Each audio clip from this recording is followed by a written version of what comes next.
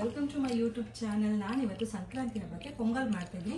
ಖಾರ ಪೊಂಗಲ್ ಮತ್ತು ಸ್ವೀಟ್ ಪೊಂಗಲ್ ಎರಡೂ ಮಾಡ್ತಿದ್ದೀನಿ. ಸಂಕ್ರಾಂತಿ ಹಬ್ಬ ಅಂದರೆ ಆಲ್ಮೋಸ್ಟ್ ಎಲ್ಲರೂ ಪೊಂಗಲ್ ಮಾಡ್ತಾರೆ, ಬಟ್ ತುಂಬ ಈಸಿಯಾಗಿ ಎರಡು ಪೊಂಗಲ್ನ ಆರಾಮಾಗಿ ಮಾಡ್ಕೋಬೋದು. ಅದನ್ನು ಹೇಗೆ ಮಾಡೋದು ಅಂತ ನಾನು ನಿಮಗೆ ಇವಾಗ ತೋರಿಸ್ತೀನಿ. ನಾನಿಲ್ಲಿ ಪೊಂಗಲ್ ಮಾಡಲಿಕ್ಕೆ ಅಕ್ಕಿ ಮತ್ತು ಹೆಸರು ಬೇಳೆ ತೊಗೊಂಡಿದ್ದೀನಿ. ಅಕ್ಕಿ ನಾವು ಎಷ್ಟು ತೊಗೊಳ್ತೀವೋ ಅಷ್ಟೇ ಹೆಸರು ಬೇಳೆನೂ ತೊಗೋಬೇಕಾಗತ್ತೆ. ಇವಾಗ ನಾನು ಅಕ್ಕಿ ಅರ್ಧ ಕಪ್ ತೊಗೊಂಡ್ರೆ ಹೆಸರು ಬೇಳೆನ ಅರ್ಧ ಕಪ್ ತೊಗೋಬೇಕು. ಇವಾಗ ಹೇಗೆ ಮಾಡೋದು ಅಂತ ನೋಡೋಣ. ಫಸ್ಟು ನಾನು ಇಲ್ಲಿ ಒಂದು ಬಾಣಲೆ ಇಟ್ಕೊಂಡಿದ್ದೀನಿ. ಅದಕ್ಕೆ ಅಕ್ಕಿ ವಾಶ್ ಮಾಡಿಲ್ಲ, ನಾನು ಇನ್ನೂ ಅಕ್ಕಿನೂ ವಾಶ್ ಮಾಡಿಲ್ಲ, ಬೇಳೆನೂ ವಾಶ್ ಮಾಡಿಲ್ಲ. ಡೈರೆಕ್ಟಾಗಿ ಅಕ್ಕಿ ಮತ್ತು ಬೇಳೆನ ಹಾಕ್ಕೊಳ್ತಾ ಇದ್ದೀನಿ. ಎರಡು ಹಾಕ್ಕೊಂಡು ಚೆನ್ನಾಗಿ ಫ್ರೈ ಮಾಡ್ಕೊಬೇಕು. ಫಸ್ಟು ಅಕ್ಕಿ ಮತ್ತು ಬೇಳೆ ವಾಶ್ ಮಾಡೋಕ್ಕಿಂತ ಮುಂಚೆನೇ ಫ್ರೈ ಮಾಡ್ಕೊಬೇಕು.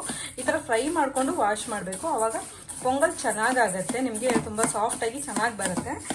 ಫಸ್ಟಿಗೆ ಬರೀ ವಾಶ್ ಮಾಡ್ಕೊಂಡು ಹಾಗೆ ಇಡೋದಕ್ಕಿಂತ ಈ ಥರ ಒಂದು ಚಿಕ್ಕ ಚಿಕ್ಕ ಟ್ರಿಕ್ನ ಯೂಸ್ ಮಾಡಿಕೊಂಡು ನಾವು ಅಡುಗೆ ಮಾಡಿದ್ರೆ ತುಂಬ ಈಸಿಯಾಗಿ ಬೇಗನೂ ಆಗುತ್ತೆ.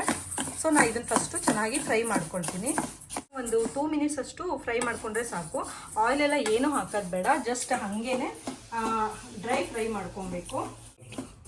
ಈಗ ಅಕ್ಕಿ ಬೇಳೆ ಒಂದು 2 ನಿಮಿಷದಷ್ಟು ಫ್ರೈ ಮಾಡ್ಕೊಂಡಿದ್ದೀನಿ. ನೋಡಿ, ಇದು ಫುಲ್ಲು ಫ್ರೈ ಆಗಿದೆ. ಈ ಥರ ಫ್ರೈ ಆಗಬೇಕು.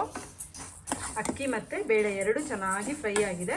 ಇದನ್ನು ಇವಾಗ ನಾನು ನೀರು ಹಾಕ್ಬಿಟ್ಟು ವಾಶ್ ಮಾಡ್ಕೊಳ್ತೀನಿ. ಇವಾಗ ಇದನ್ನು ನಾನು ನೀಟಾಗಿ ವಾಶ್ ಮಾಡಿಕೊಂಡು ಒಂದು ಕುಕ್ಕರ್ಗೆ ಹಾಕಿ, ನೀವೀಗ ಅನ್ನಕ್ಕೆ 1:2 ಹಾಕ್ತಿರಲ್ಲ, ಅದಕ್ಕಿಂತ ಜಾಸ್ತಿ ನೀರು ಹಾಕಬೇಕು. ಒಂದು 3 ಕಪ್ 4 ಕಪ್ ಆ ಥರ ನೀರು ಹಾಕ್ಕೋಬೇಕು. ಜಾಸ್ತಿ ನೀರು ಹಾಕ್ಬಿಟ್ಟು ಇದನ್ನು ಬೇಯಿಸ್ಕೋಬೇಕು.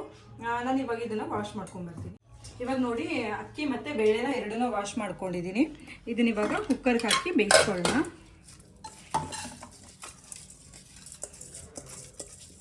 ಖಾರ ಪೊಂಗಲು ಮತ್ತು ಸ್ವೀಟ್ ಪೊಂಗಲ್ಗೂ ನಾನು ಸೇಮ್ ಒಂದೇ ಥರ ಮಾಡ್ಕೊತೀನಿ. ಆಮೇಲೆ ಬೇರೆ ಬೇರೆ ಎಷ್ಟೆಷ್ಟು ಬೇಕು ನೋಡಿಕೊಂಡು ಮಾಡ್ಕೋಬೋದು. ನಾನಿವಾಗ ಬೇಳೆ ಮತ್ತು ರೈಸು ಎರಡೂ ಸೇರಿ 1 ಕಪ್ಪಷ್ಟು ತೊಗೊಂಡಿದ್ದೀನಿ. ಇದಕ್ಕಿವಾಗ 4 ಕಪ್ಪಷ್ಟು ನೀರು ಹಾಕ್ಕೊಳ್ತೀನಿ. ನಿಮ್ಗೆ ಏನಾದರೂ ನೀರು ಕಮ್ಮಿ ಆದರೆ ಆಮೇಲೆ ಬೇಕಾದರೂ ಹಾಕ್ಕೋಬೋದು.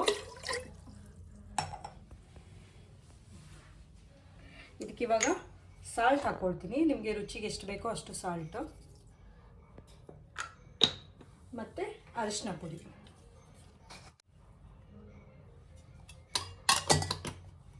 ನಾನೇನು ಸ್ವೀಟ್ ಪೊಂಗಲ್ಗೆ ಬೇರೆ ಆ ಥರ ಎಲ್ಲ ಇಟ್ಕೊಂಡು ಮಾಡ್ತಾ ಇಲ್ಲ, ಆರಾಮಾಗಿ ಒಟ್ಟಿಗೆ ಮಾಡ್ಕೋಬೋದು. ಆ ಥರ ತೋರಿಸ್ತಾ ಇದ್ದೀನಿ. ಕುಕ್ಕರ್ ಲಿಡ್ ಕ್ಲೋಸ್ ಮಾಡಿಬಿಟ್ಟು 3 ವಿಷಲ್. ಇವಾಗ ಇದು ಕುಕ್ ಆದಮೇಲೆ ನಾವು ಇದಕ್ಕೆ ಒಗ್ಗರಣೆ ಮಾಡಿಕೊಂಡ್ರೆ ಖಾರ ಪೊಂಗಲ್ ಸ್ವೀಟ್ ಪೊಂಗಲ್ ಎರಡೂ ಒಟ್ಟಿಗೆ ಮಾಡ್ಕೋಬೋದು. ಇವಾಗ ನೋಡಿ, ಬೆಂದಿದೆ. ನಾನೊಂದು 3 ಸೀಟಿ ಹೊಡ್ಸ್ಕೊಂಡಿದ್ದೀನಿ. ನನಗೆ ಇಷ್ಟು ನೀರು ಬೇಕು, ಸೊ ನಾನು ಇಷ್ಟು ನೀರು ಇಟ್ಕೊಂಡಿದ್ದೀನಿ. ನಿಮ್ಗೆ ಏನಾದರೂ ಡ್ರೈ ಬೇಕಂದ್ರೆ ನೀವು ಕಮ್ಮಿ ನೀರಾದರೂ ಹಾಕೋಬೋದು.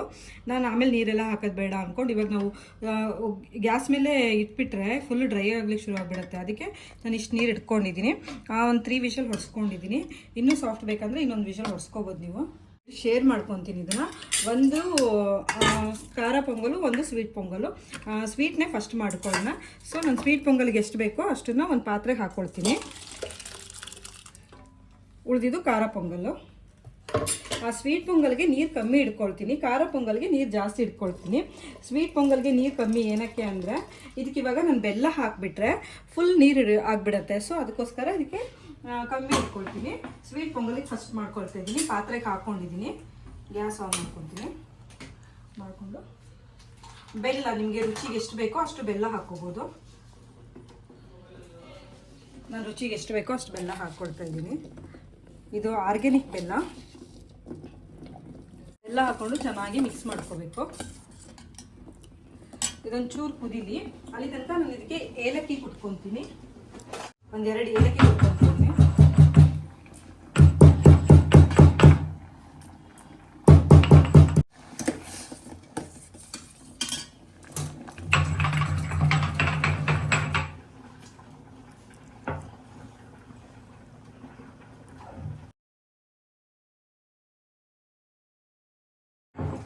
ಇದಕ್ಕೆ ಇವಾಗ ಏಲಕ್ಕಿ ಹಾಕೊಂಡಿದ್ದೀನಿ. ಬೆಲ್ಲ ಬೇಕಿದ್ರೆ ನೋಡಿ ಮತ್ತೆ ಹಾಕೋಬಹುದು.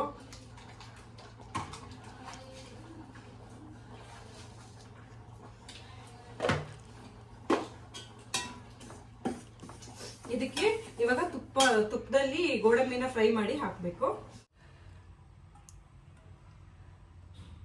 ತುಪ್ಪ ಕಾದ ತಕ್ಷಣ ಗೋಡಂಬಿ ಹಾಕಬೇಕು.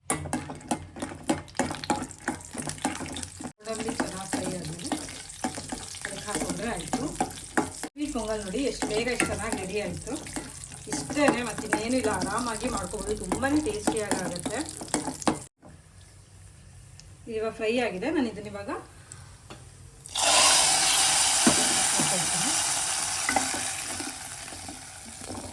ನೋಡಿ ಸ್ವೀಟ್ ಪೊಂಗಲ್ ರೆಡಿ ಆಗಿದೆ. ಖಾರ ಪೊಂಗಲ್ಗೆ ಇದೇ ಬಾಣಲಿಗೆ ಮತ್ತೆ ತುಪ್ಪ ಹಾಕ್ಕೊಳ್ತಾ ಇದ್ದೀನಿ. ತುಪ್ಪದಲ್ಲೇ ಮಾಡಬೇಕು ಪೊಂಗಲು, ತುಂಬ ಚೆನ್ನಾಗುತ್ತೆ. ತುಪ್ಪ ಹಾಕ್ಕೊಂಡಿದ್ದೀನಿ. ನೀವಿಲ್ಲ ಅಂದರೆ ಕೊಕೊನಟ್ ಆಯಿಲ್ ಆದರೂ ಹಾಕೋಬೋದು. ಬಿಸಿಗೆ ಇಟ್ಕೊಂಡಿದ್ದೀನಿ. ಸಾಸಿವೆ ಹಾಕ್ಕೊಳ್ತಾ ಇದ್ದೀನಿ, ಜೀರಿಗೆ, ಕರಿಬೇವು,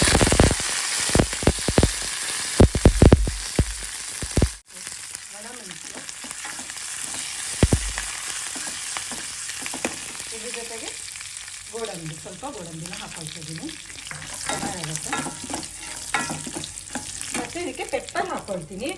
ಪೆಪ್ಪರ್ ಚೆನ್ನಾಗಾಗತ್ತೆ, ಫ್ಲೇವರ್ ಚೆನ್ನಾಗಿ ಬರುತ್ತೆ. ಅದಕ್ಕೆ ಸ್ವಲ್ಪ ಪೆಪ್ಪರ್ ಹಾಕ್ಕೊಳ್ತಾ ಇದ್ದೀನಿ. ಅಂದರೆ ಇದು ಖಾರ ಪೊಂಗಲ್ ಅಲ್ವಾ, ಚೆನ್ನಾಗಿ ಟೇಸ್ಟ್ ಕೊಡುತ್ತೆ. ಅದಕ್ಕೋಸ್ಕರ ಪೆಪ್ಪರ್ ಹಾಕ್ಕೊಳ್ತಾ ಇದ್ದೀನಿ. ಹಾಕ್ಕೊಂಡು ಚೆನ್ನಾಗಿ ಫ್ರೈ ಮಾಡಬೇಕು. ಈಗ ಖಾರ ಪೊಂಗಲ್ ಮಾಡ್ತಾಯಿದ್ದೀನಿ. ಅದರಲ್ಲೇ ಉಳಿಸ್ಕೊಂಡಿದ್ನಲ್ವ, ಅದು ಉಪ್ಪು ಎಲ್ಲ ನೋಡಿಕೊಂಡು ಹಾಕೋಬೋದು. ಉಪ್ಪು ಬೇಕಿದ್ದಕ್ಕೆ, ಯಾಕಂದರೆ ನಾನು ಕಮ್ಮಿ ಉಪ್ಪು ಹಾಕ್ಕೊಂಡಿದ್ದೆ. ಸ್ವೀಟ್ ಪೊಂಗಲು ಮಾಡ್ಕೊಬೇಕಲ್ವ, ಅದಕ್ಕೋಸ್ಕರ ಉಪ್ಪು ಕಮ್ಮಿ ಹಾಕ್ಕೊಂಡಿದ್ದೆ. ಇವಾಗ ರುಚಿಗೆ ಎಷ್ಟು ಬೇಕೋ ಅಷ್ಟು ಉಪ್ಪು ಹಾಕ್ಕೊತಾ ಇದ್ದೀನಿ. ಬೇಳೆ ಬೇಯಿಸ್ಕೊಳ್ತಾನು ಉಪ್ಪು ಹಾಕ್ಕೊಂಡಿದ್ದೆ ನಾನು. ಸೊ ಇವಾಗ ರುಚಿಗೆ ಎಷ್ಟು ಬೇಕೋ ಅಷ್ಟು ಉಪ್ಪು ಹಾಕ್ಕೊಂಡಿದ್ದೀನಿ.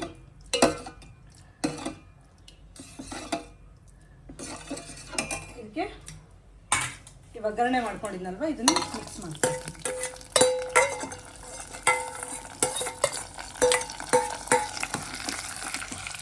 ಖಾರ ಪೊಂಗಲ್, ಸ್ವೀಟ್ ಪೊಂಗಲ್ ಎರಡೂ ರೆಡಿ ಆಯಿತು.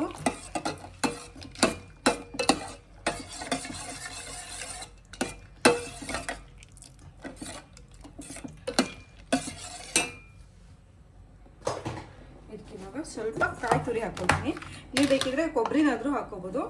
ನಾನು ಕಾಯಿ ತುರಿ ಹಾಕ್ಕೊಳ್ತಾ ಇದ್ದೀನಿ.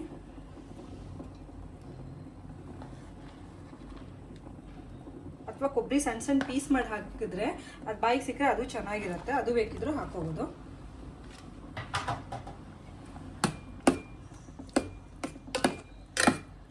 ಇದು ಬಿಸಿ ಬಿಸಿ ಇರ್ತದೆ, ತಿನ್ನೋಕೆ ತುಂಬ ಚೆನ್ನಾಗಿರುತ್ತೆ.